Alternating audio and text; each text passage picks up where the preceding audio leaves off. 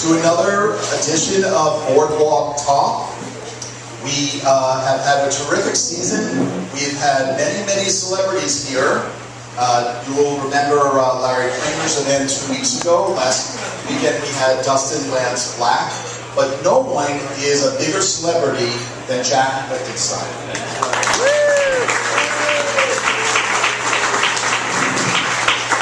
When, according to my iPad too, it's the 21st century. When I called Jack to star at this Boardwalk Talk, he immediately agreed.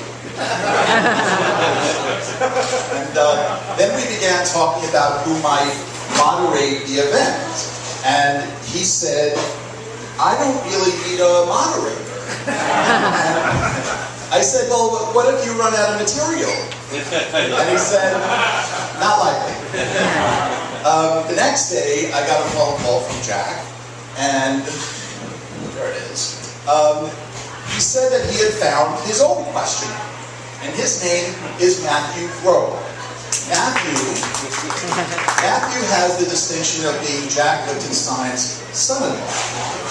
Someday we will have Matthew back and find out what that's about. But what I want to say before Matthew and I fail to get it worded edgewise for the rest of the afternoon is that Jack Lichtenstein is a giant in the comics. Jack Lichtenstein is a giant in the comics. He is a combination father figure, benevolent uncle, steward of the community, theatrical superstar, and Lord of Commerce. He makes us proud to live here. He is larger than life. And with that, I turn this over. Oh, wait. I want to first not neglect to mention the sponsor of this event. Pause for commercial. Chopin Vodka. Chopin Vodka has been astonishingly generous in making this event happen all summer long. We love Chopin Vodka, so thank you very much for that. Now, without further ado, I turn this over to Matthew Grove and the great Jack Lichtenstein.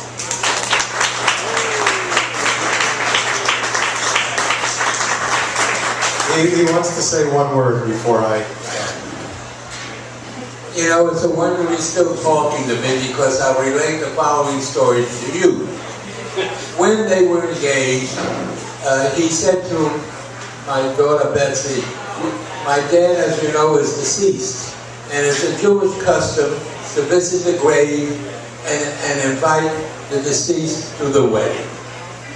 As an aside, the meal, the entree for that evening was salmon and filet mignon. And so Matthew and Betsy are graveside, and Matthew says, Dad, I'd like to introduce to you my beloved. We're getting married, and we want to invite you to the wedding. And he turned to Betsy and said, say something. And Betsy said, Dad, filet mignon or salmon.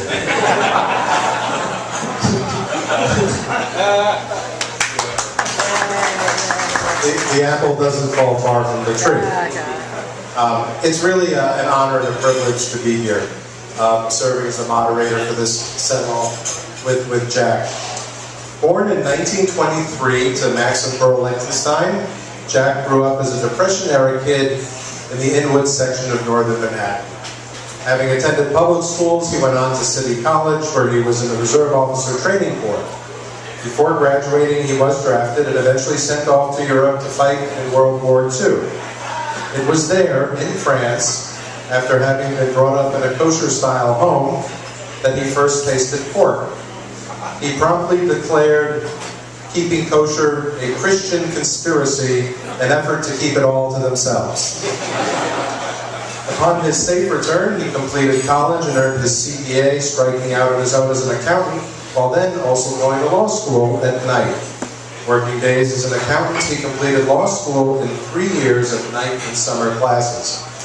In 1950, returning home to Inwood one day on the subway, he spied a young lady with long legs and a sweet southern drawl. He followed her from the subway, something today that would get him arrested, and asked her out for an ice cream soda. It took only 10 years of courting for Rita Pearl to acquiesce and become Mrs. Jack Lichtenstein. I thought I was going to get laid. Look what happened.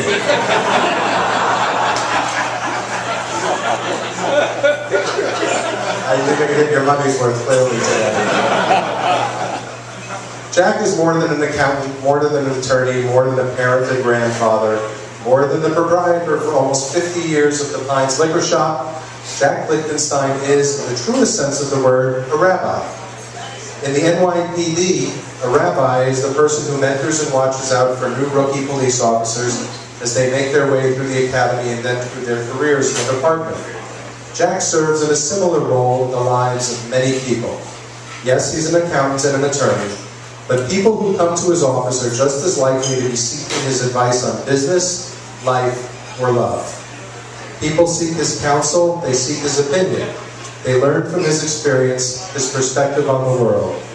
Just this morning, he said to my daughter Molly, his 11-year-old granddaughter, "Why do people take drugs? Isn't life wonderful enough?" It's this attitude, this love for life that colors his view of people and of the world. And in the truest sense of the literal translation of the word rabbi, Jack is a teacher. He strives to teach us how to enjoy and appreciate life in the same manner that has kept him happy for over 88 years. This afternoon, he will share with us his perspectives and stories of almost a half-century in the Pines. So, most people don't realize that the liquor shop you have owned and run for over 4 decades was originally located where it is now, around the corner from the pantry. It was only later that the shop moved to the boulevard and now back to the pantry. When did you first visit the island, and what brought you here as a business owner and resident of the community? I should have given you a bigger wedding. Well, I don't know if everybody remembers Cappy Hanlon. Cappy Hanlon had a retail shop here. She owned part of the Sandpiper. She was selling stuff out of her house, and of course finally got caught. And she had a shop in McDougal Street, and I was her accountant. And I kept seeing checks for $10 a month to the Home Guardian insurance company. I said, "What's that?" She said, "Well, these are, I'm buying a lot for about $1,000, and I'm paying $10 a month until it's paid up with no interest." And so that's the first time I learned of fire island. Next, being an accountant, I became the accountant for the liquor shop, which is presently at 199 Railroad Avenue. And occasionally when I went there to do the books and records, I would see taxi cabs stop, jump in and buy liquor, and then run over to the beach. And I was also introduced to a friend of his by the name of Joe Yonder, who owned a little grocery store on Fire Island here. And so we began sort of gambling with penny stocks. And all of a sudden, an Uncle Al said to me, "Jack, can't you get me some sort of a business?" And so at that time, the liquor licenses were frozen, and we had word that they were going to open up. So I said to Joe Yonder, "Listen, is there any little place at Fire Island where somebody could have a shop?" He said, "Yeah, I could build you a little thing about 8 feet wide in the back of my shop," which we promptly did. And luckily, I got the license, and I turned to my Uncle Al. I said, "Uncle Al, I've got the business for you." He said, "I can't do it." So I wound up doing it.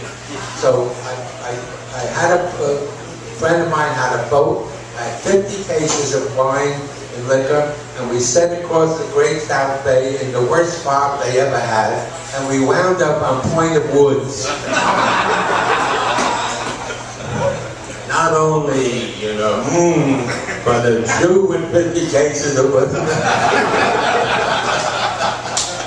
Well, we We transported over to the beach, and there was a taxi cab guy named I'll think of his name someday.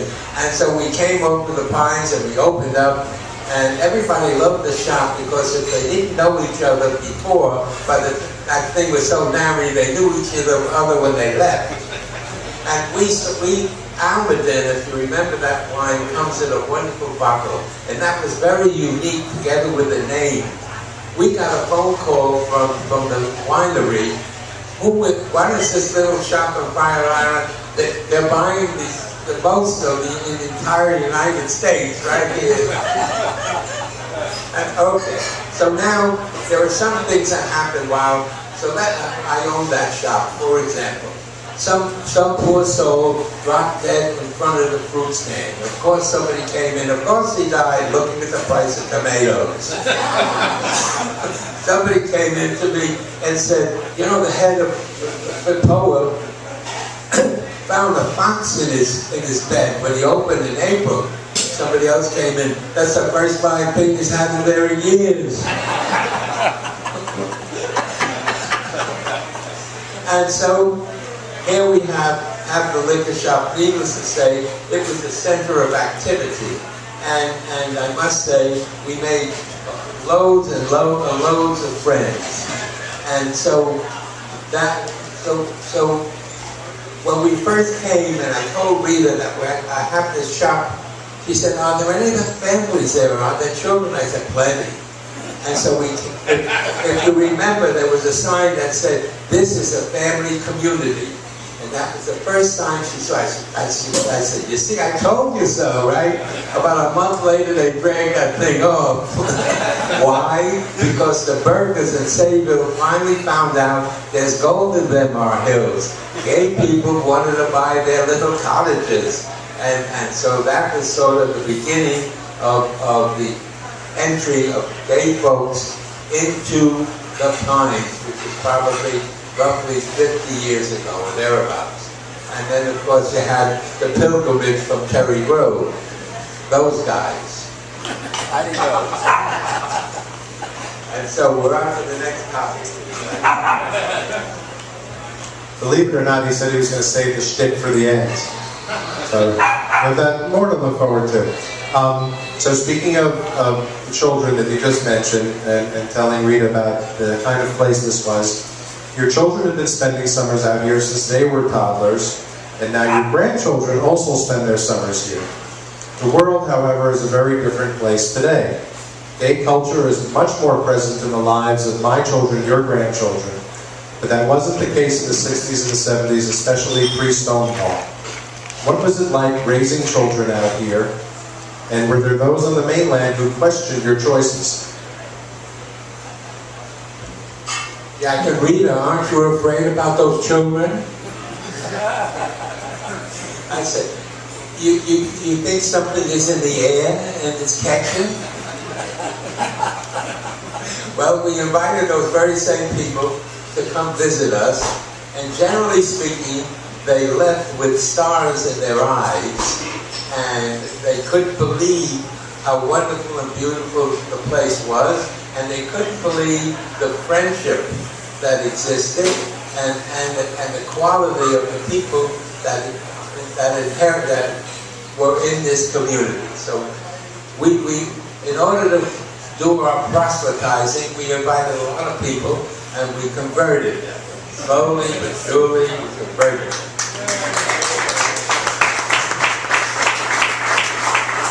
And so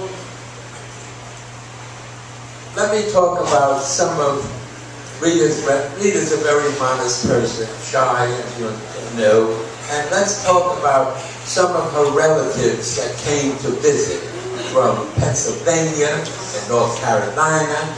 There was one lady who came from Pennsylvania, and at that time there was nude bathing proliferating throughout the entire beach. And Rita thought in their walk to Cherry Grove that she should keep that cousin down beach so that she wouldn't see the activity. So as they came back and reached Nautilus Walk, there was one young gentleman with a wonderful endowment, and the cousin turned to Rita and said, well, I guess he's the winner.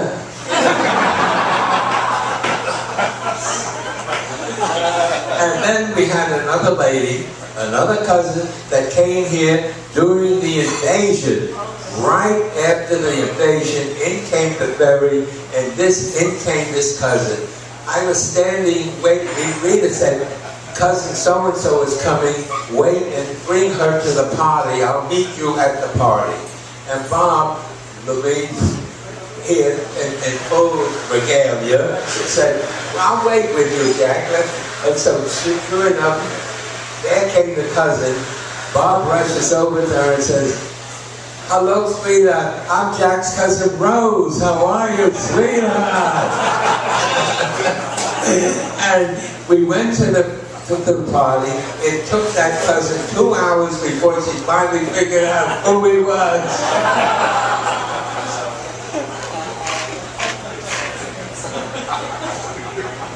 What can I tell you? Then, I'm looking at my notes. While I'm at it, we have a niece whose bedroom faced the lovely gentleman next door. And they were mostly from Mississippi, and they were simulating that they had a black maid. And so one of them kept saying, Matilda, get your black ass in the kitchen. And a few other little things like that. And the next morning, the niece came to breakfast and said to Rita, those boys next door are so mean to their health, you can hear that.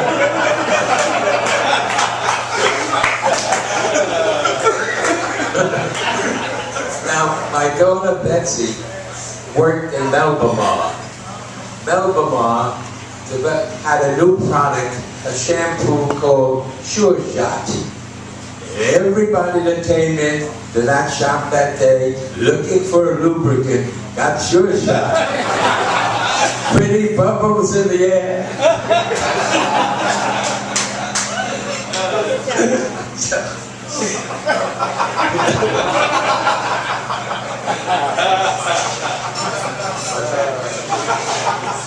Oh yeah, and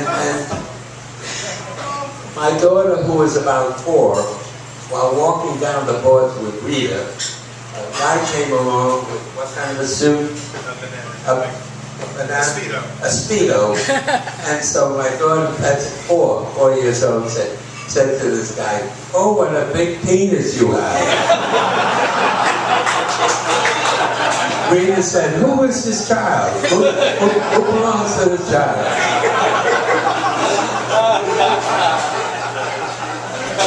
All right. We can cover it next time.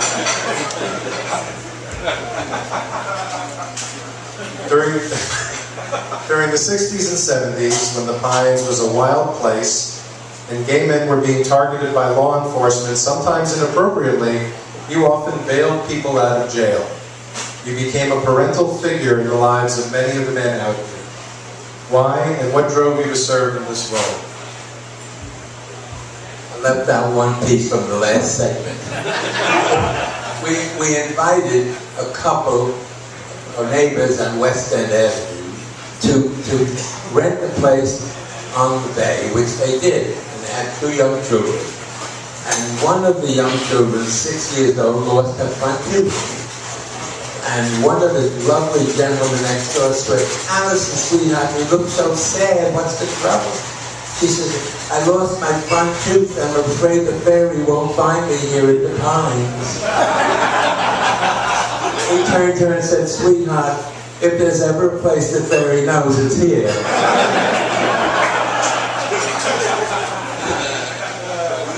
What topic am I?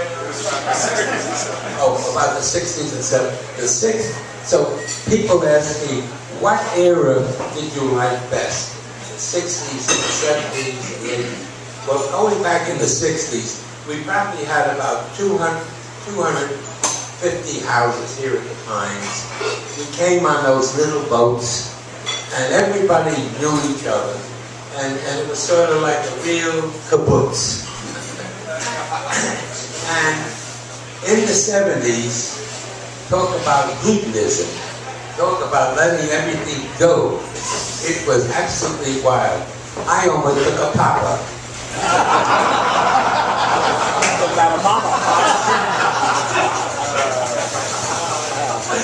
It was what's known as wild abandon. Wild. and you know, very frankly, I think that was my favorite. Because everything went, everything goes. But and there were people wandering around, dancing all night, 8 o'clock in the morning, staggering around, but they were all having fun. If I were a drug dealer, I'd be rich.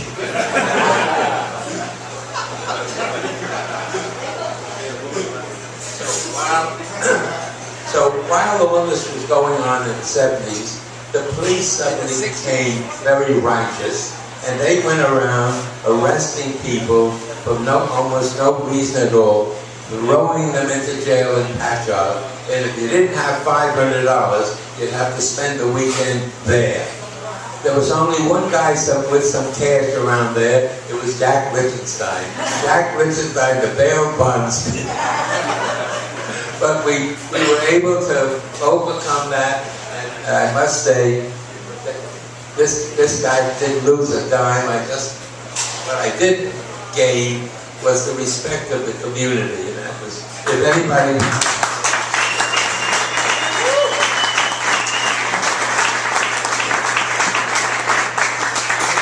And as you know, that's very important. And as far as the 80s were concerned, of course, that was the decade of tragedy. Suddenly, as we all know, the scourge entered the lives of all of us, and we lost so many of our dearest and closest friends, and it seemed as if there was no hope. Once one became diseased to that manner, it was only a question of time before life was over. And Rita and I went to many, many funerals, and probably the saddest ones that we went to were those funerals where not a member of the decedent's family came. And Rita and I sort of looked at each other, and we could not fathom how a parent or parents could throw away a child, so to speak. We also were absolutely amazed and astonished by the heroism of the friends of those people who fell ill with that disease. 24 hours, shifts, taking people to doctors, doing everything that could possibly be done to make life more palatable and comfortable. And in those years, we had lots of young men who felt that the end was near. They came to the Pines. They just wanted to die here, so to speak, with the sun, the ocean, and the peacefulness of it. And so we had many, many situations where we're all down at the beach, casting away the ashes and flowers into the ocean. Thank God that era is over. So now we're in the 90s. And sort of life became more normal. Clinton luckily was elected president. And we enjoyed somewhat of a prosperity. And of course now we're into a situation where we're all holding our breath. Let's all hope for the best.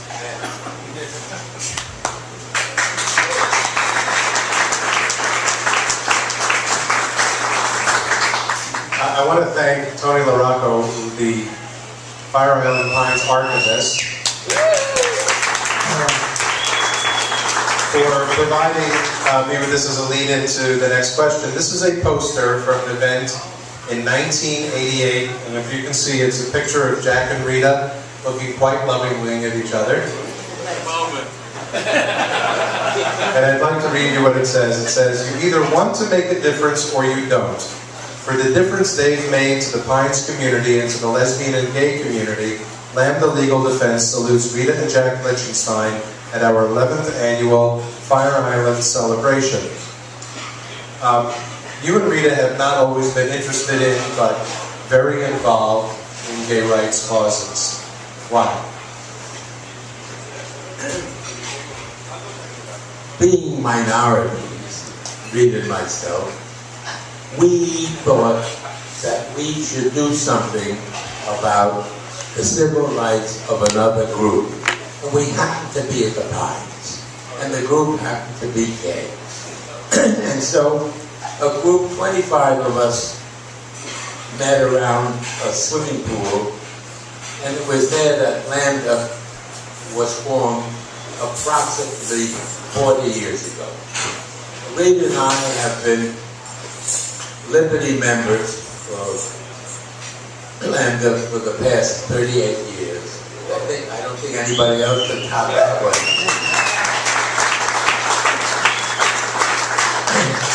And immodestly, Sage honored me a while back, and some guy must have been out of his mind from Cherry Crow, who happened to be the executor of an estate.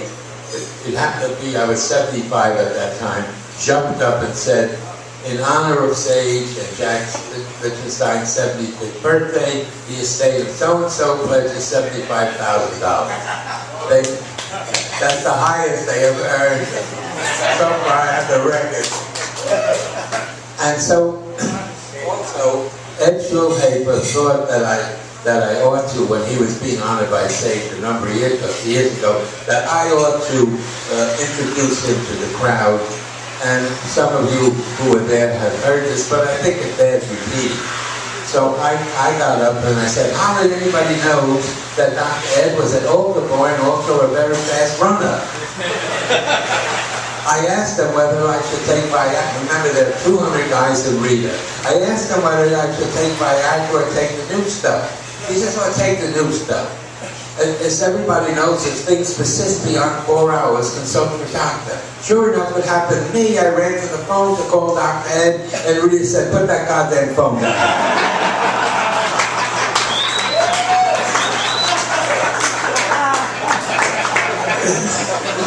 She hid behind a plant.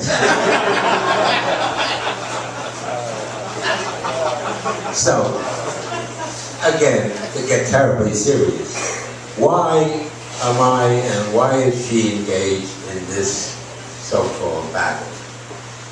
Every victory that Lambda wins is a victory for everyone in the United States, and I am so proud of that organization.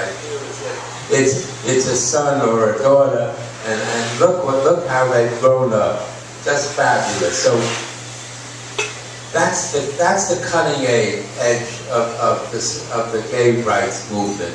Without civil rights, we're all nothing. So let us continue to support Lambda in a very healthy fashion, because they are the ones that will bring the kind of world that we are looking for.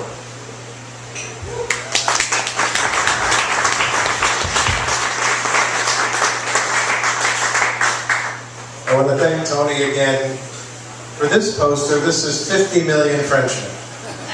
So let me tell you a little bit about what it's like to go out with Jack. Jack carries with him at all times a picture of himself, usually from a show here in the Pines. I think the current one he carries around is him dressed as a nun from Nonsense Amen, which he loves to, and he may not have ever met the person he's showing it to.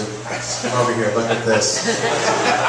This one, I think, was the most popular one that he ever carried around, and my cousin Mark and his husband Stefan, who live in Paris, actually have this hanging in their kitchen now, after having visited Jack here at the Pines and went home with, I think, 3 of them, courtesy of Jack. This is one of 30 shows here in the Pines that you have been in 31, counting this coming September's Guys and Dolls. How does a nice, straight Jewish accountant and attorney from New York make the transition to the Pines stage? I want to aggravate Rita, that's why.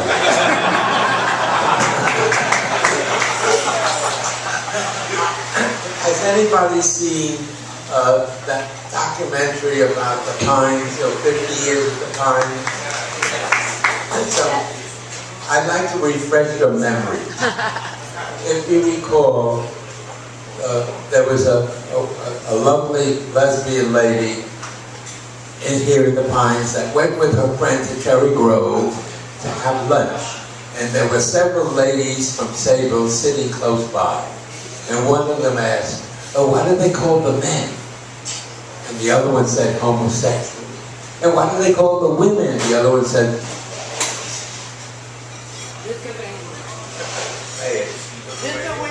Lithuanians. I want to step back to my deceased brother-in-law who came visit in the Pines, and there was a Roman motif party. And Rita said, "Why don't you take Alvin to that party? I'm busy cooking," whatever heck she was doing. So I took him to this party, and the first sight was a guy lying on a Roman divan with a bunch of grapes over his gazingers. So Uncle Alvin said, "I never saw anything like this." that was Uncle Alvin. Oh. Somebody was having a party near the ocean, and by mistake, Rita gave the wrong address, and Uncle Alvin couldn't walk very well. So one of our guys on the cart brought him to this address. So we said, "Ask for Richard," or some name like that. So he knocks on the door. Sure enough, he says, "I'm looking for Richard." The guy said, "Come on in, come on." It turns out to be Madonna's party. So after a while, he said, "Oh, I don't think I'm in the right place." And the other fellow said, "Don't tip that guy that brought you." Okay. So here we are, got some more stuff. Okay. It seems that somewhere along the line, some Jewish residents of the Pines felt that they would like to have a service here at the Pines because perhaps there was some alienation back in the temples, maybe they would be welcome, or whatever the case may be. So a group of us formed this little temple. And of course, with every temple, only to have services at the high holidays, every temple should have a Torah, the sacred scrolls, the 5 books of Moses. Since Rita and I were real makas in our temple, I was able, maka means big shots. I was able to convince the rabbi to let me borrow one of those Torahs, which we wrapped up in a sheet, and we brought them here, and that's what for a number of years served as the Torah. But as you know, we Jewish people, we somehow scraped enough money to buy our own Torah, and it's a wonder we don't own our own house, but that's coming.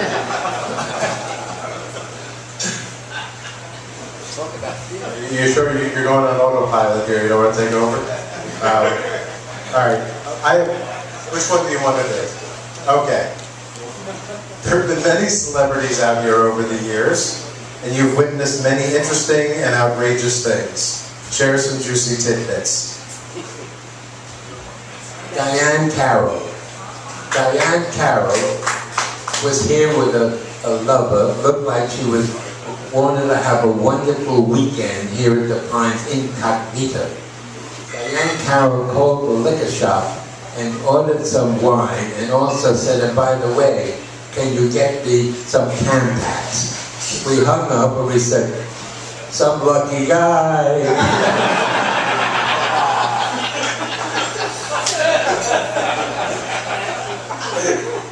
So here are some of the names that Montgomery Clift. Montgomery Clift was here. He had a handler, the poor thing. He was drugged out, but that was sad. Rock Hudson was here. Claudette Colbert. Greta Garbo. James Baldwin. Ethel Merman. There's a story about Ethel Merman. We had a lady that lived on our street. She tippled a little bit, and she came to spend a little time with us, and we served her a few drinks. And Ethel Merman was visiting the guys in the house right across the walk. And so our lady recognized her voice and went out to the deck and, oh, Miss Merman. And so Ethel came out, and our friend said, you know, my son Billy played the cow in one of your shows. And Ethel Merman says, which part?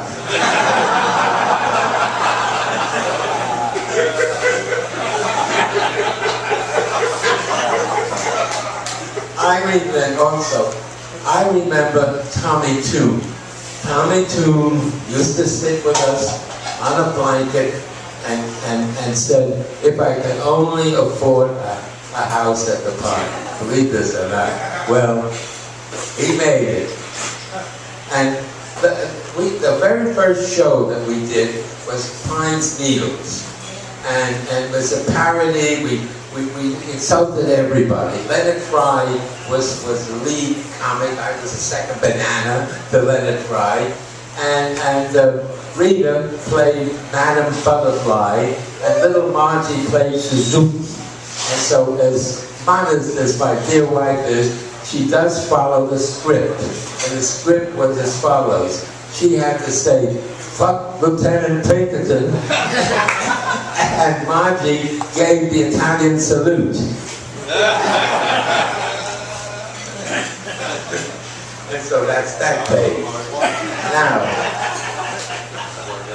here it is. Now I got my... I have a picture of you wearing a t-shirt that says, everyone thinks I'm straight. Have you ever appeared in drag? And tell us about the story of one of your, I think it was someone from one of your clients who came to visit you on Invasion Day. Well, we had the shop up front. The ugliest drag queen in the world on July 4th leapt up, gave me a hug. He said, you don't recognize me in this getup, but I'm your loan officer for chemical.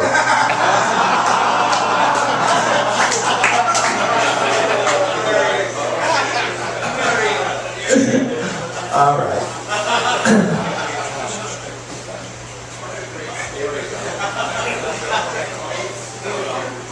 I just have, before I hand this over to him, you'll understand why I'm just kind of giving this over to him at this point.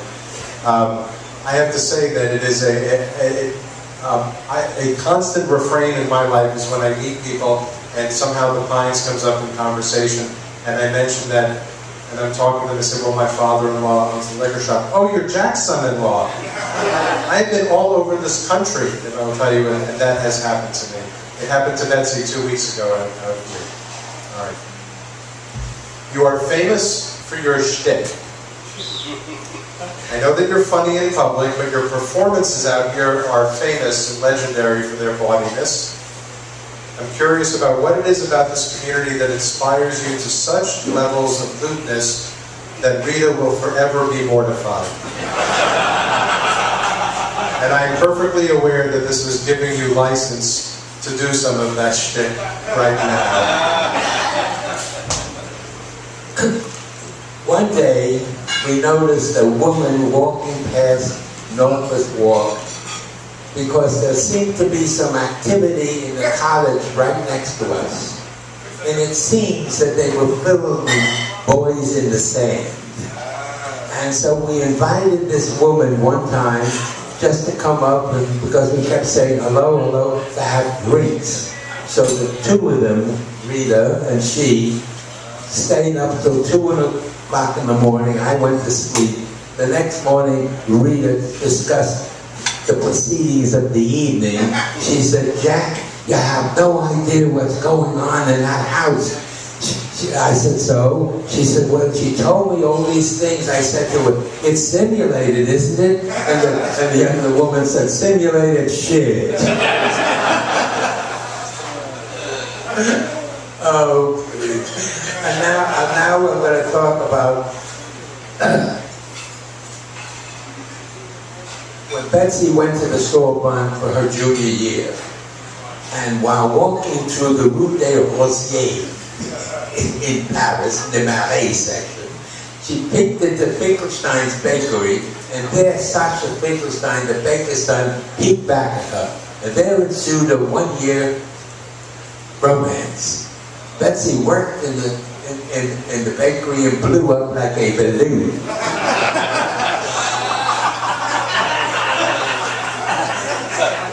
Now, Betsy, sort of romantically involved, not knowing where this is going to lead, decided to bring Sasha to America. And so Rita met them at Kennedy and brought them quickly to the Pines. They jumped in a water taxi and they went to Cherry Grove. Why?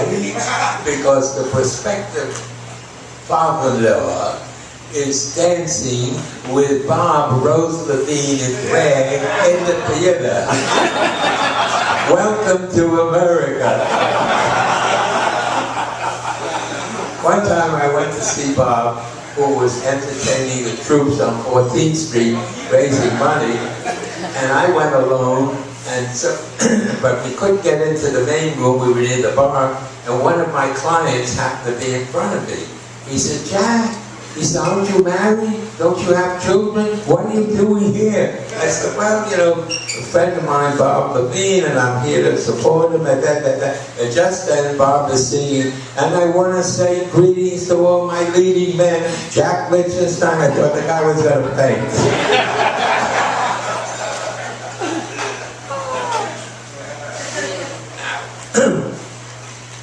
Lastly, but not leastly, now this is sort of on a serious note.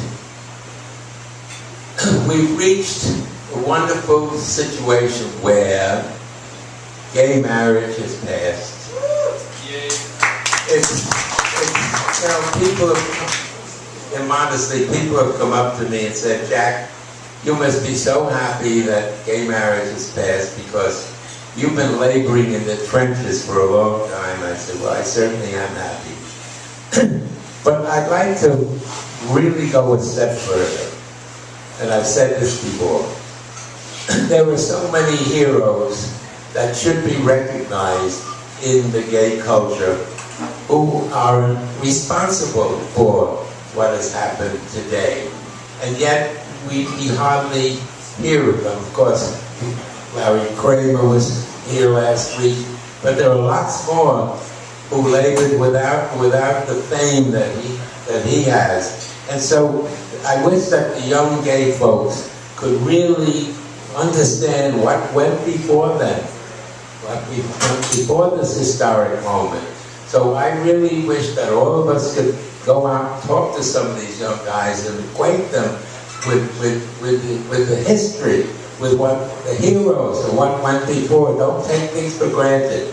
And I say again, also don't take this as a victory, but the victory is not yet won. Let us continue the battle.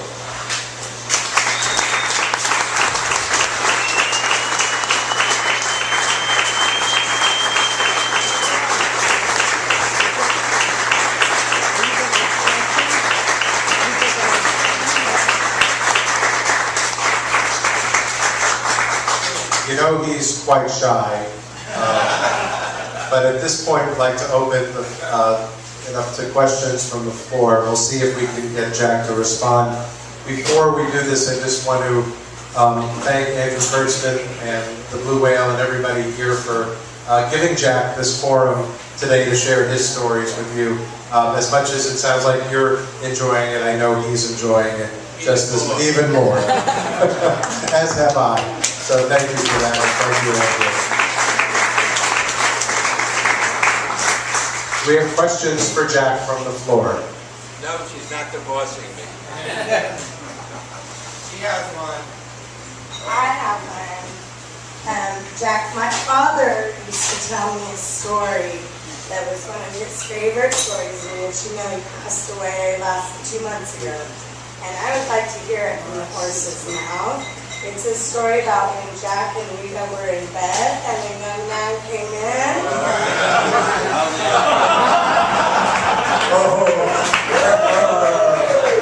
Thanks. Picture this. It's 3 in the morning. You're sleeping peacefully. Suddenly, you feel someone caressing you. You know it's not Rita.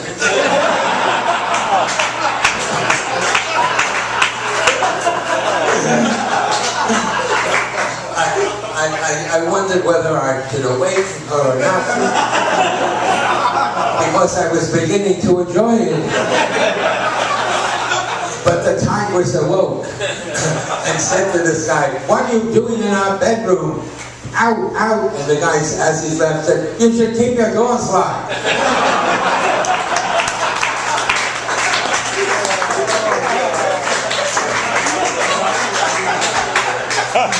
I've been looking for him ever since.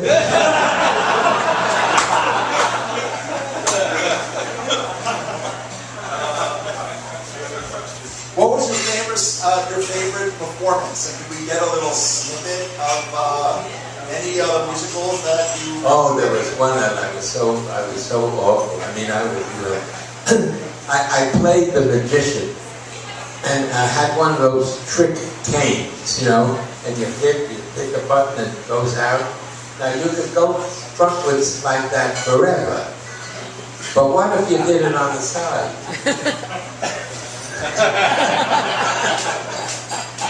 And it doesn't work. I played in Little Mary Sunshine, which dealt with a girls' camp and the general going to, say, Colorado to give half the state back to the Indians, you know, and whatever. But since we didn't have enough girls, we turned it into a boys' camp. And I was the one that was going around making eyes at the boys, giving them out of my goodie bag little goodies, you know, with this kind of a lascivious look. You know. And so one of the scenes, this is a little off color, one of the girls or boys got down on the knees and said, "Oh, General, what are we going to do?" So I went, "Oh, we'll find a way." Oops. Well, that was one of my favorites. And also another one was Little Shop of Horrors, Where the Plan Eats Me. I love to see my grandchildren who are 5 and 6, they're still crying out of fear. And also a performance that I did, Naked Boy Singing, recently. Anybody see that show? Yeah. Well, I borrowed, pardon the expression, an apron which contained around a large dildo. And I went out on stage. Now, no one really knew that Lichtenstein was capable of doing this. So everybody's naked and dancing around. "Oh, Jack, what are you doing here? It was a naked show, and what are you wearing all this?" And when I said, "Well, I was cooking, and it's awfully hot here under the lights." And, whoa. So after the laughter died down, I said, "Now you know why Rita goes around with a big smile on her face." Rita said she has a new name. Poor Rita.